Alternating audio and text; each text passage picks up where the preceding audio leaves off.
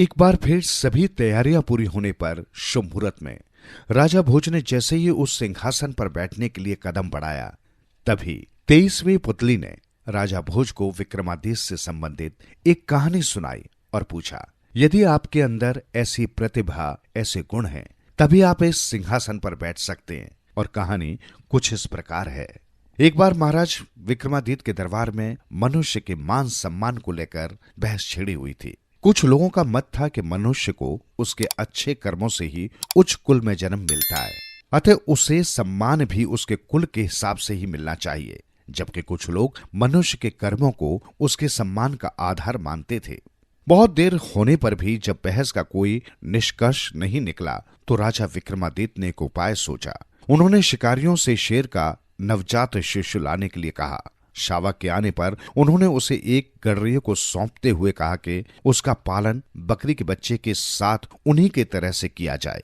गडरिये ने वैसा ही किया। कुछ समय पश्चात राजा ने गडरिये से शेर के बच्चे के विषय में पूछा तो उसने बताया कि अब वो कुछ बड़ा हो गया है, लेकिन रहता बकरी के बच्चों के साथ ही है, बस उनकी तरह घास नहीं खाता।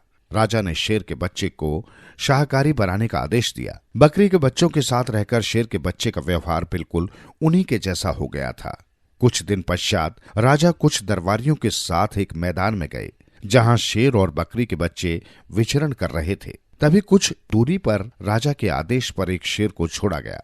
जो ही शेर ने दहाड़ मारी और बकरियों की ओर छलांग लगाई, सभी बकरियां एक ओर भागने लगी। शेर का बच्चा भी उसी झुंड के साथ भाग खड़ा हुआ। तब राजा ने साथ आए लोगों को समझाया कि भले ही ये बच्चा शेर का है, किंतु बकरियों के साथ रहने के कारण इसका स्वभाव भी उन्हीं के जैसा हो गया। अर्थात किसी भी जीव के स्वभाव एवं गुणों पर उसके वातावरण का प्रभाव अवश्य पड़ता है।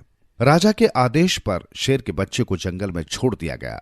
सैनिक उस पर हर पल नजर रखे हुए थे। कुछ दिनों बाद ही पता चला कि शेर के बच्चे ने एक खरगोश का शिकार कर उसे खा लिया।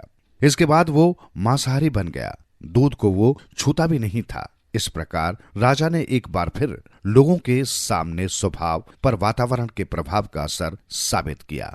राजा ने कहा कि बचपन से ही बकरियों के साथ रहने वाला शेर का बच्चा उनसे अलग किए जाने पर बिना किसी सहायता के शिकार करने लगा। वो उसकी मूल प्रवृत्ति के कारण ही हुआ है। इस प्रकार मनुष्य चाहे कितने भी अच्छे कुल में उत्पन्न हुआ हो, यद्यपि उसमें अपने कुल के प्राकृतिक गुणों का समावेश होता है, किंतु प्रतिकूल वातावरण उसे भटका सकता है। इसलिए मनुष्य को सम्मान उसके कर्मों के आधार पर मिलना चाहिए।